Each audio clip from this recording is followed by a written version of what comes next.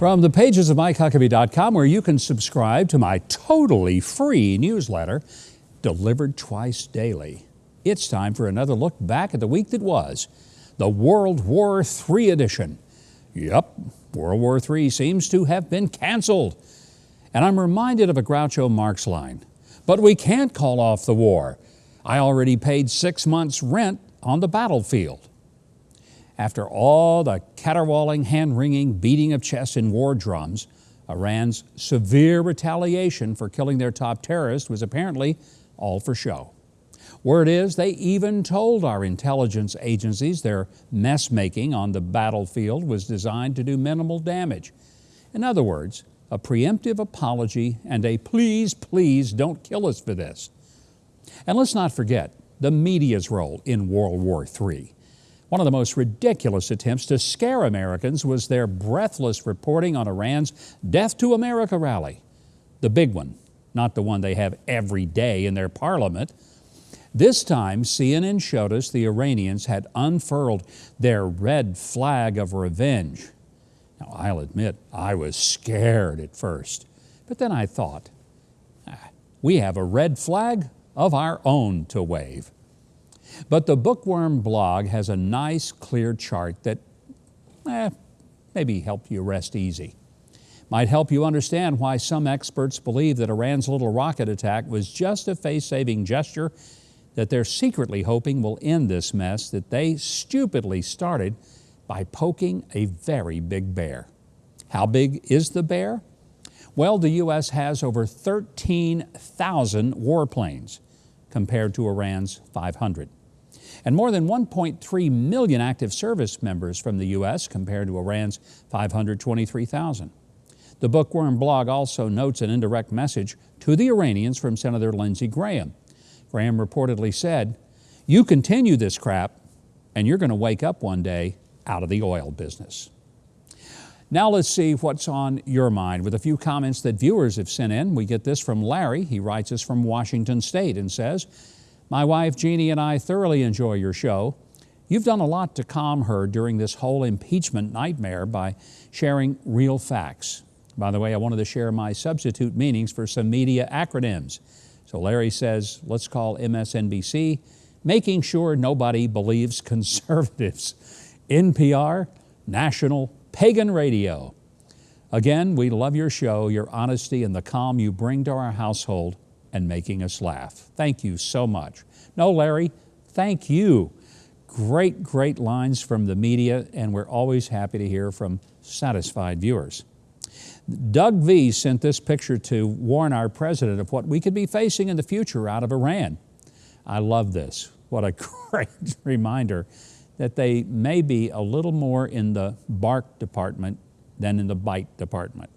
Doug, you surely proved that a picture is worth 1,000 words. Now, Laura, who also went to our website and contacted us, had a totally different take on the president's recent actions. She said, "We should be proud of this president for starting another war? Are you out of your freaking mind? If this was Obama, you'd be screaming for his head. What an embarrassment you are." Well, Laura, quite frankly, I am an embarrassment. I'm sure I am to my kids, my wife, my grandkids, and obviously to you. The difference is they still love me, and you still don't. But Laura, can I tell you something? You said I would be screaming at Obama. The truth is, when Obama ordered the strike on Osama bin Laden, I didn't scream at him, I screamed for him. I was on television, you can look it up, and I was praising him for bold and decisive action to get rid of the monster who launched 9/11. Frankly, to my knowledge, every Republican I know did the same thing. He was the President of the United States. No, I didn't vote for him either time, but he was my president. And when he did something right, and that was right, to get rid of Osama bin Laden, I praised him. I just wish people on the other side could recognize that when President Trump got rid of this monster, Soleimani, that it shouldn't have been an issue to blame Donald Trump and to somehow take the sides of the Iranians. My goodness, we ought to be proud of our country, proud of what we're capable of to stop aggression and to stop the horrific murders of hundreds of Americans at the hands of Soleimani. And regardless of what party Donald Trump is in or whether you like him or not, at least be able to say something simple. Thank you, Mr. President. Well, we'd love to hear what's on your mind, so you can write to us at my2cents@tbn.tv, and let's see if your question or comment shows up on the segment. Obviously, it can even be nasty. Also, from my Twitter page, at GovMikeHuckabee, comes my shout out to the Girl Scouts of America. After such great success with flavors like Thin Mints, Samoas, and Do-si-dos, comes a new cookie for 2020 that's getting some social media kickback. It's the newly named Lemon Ups. Critics are saying that they're pushing feminism with the empowerment message that's stamped on each cookie. A classic feminist, frankly. And the classic feminist message would be this: go bake your own stinking cookies, buddy. But all kidding aside, the cookie imprint says, I am a leader, which I think is a fine message for young girls. But it's the relationship the Girl Scouts of America holds with Planned Parenthood that truly troubles me. No organization that helps support and mold young girls into tomorrow's leaders ought to want to eliminate the lives of unborn girls who would otherwise grow into another generation of Girl Scouts. And no amount of cookies can right that wrong. Only strong morals, a respect for life, and love for others can get that done.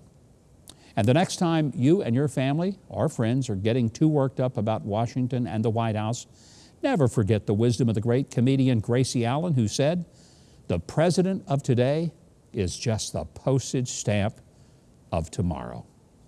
Well, until next time, these are the facts of the matter. Thanks so much for watching, and I hope you enjoyed that video. If you did, be sure to leave a like, then subscribe, and hit the notification bell below. Now, if you didn't like it, you ought to find a Ben Shapiro video to detox you with more facts.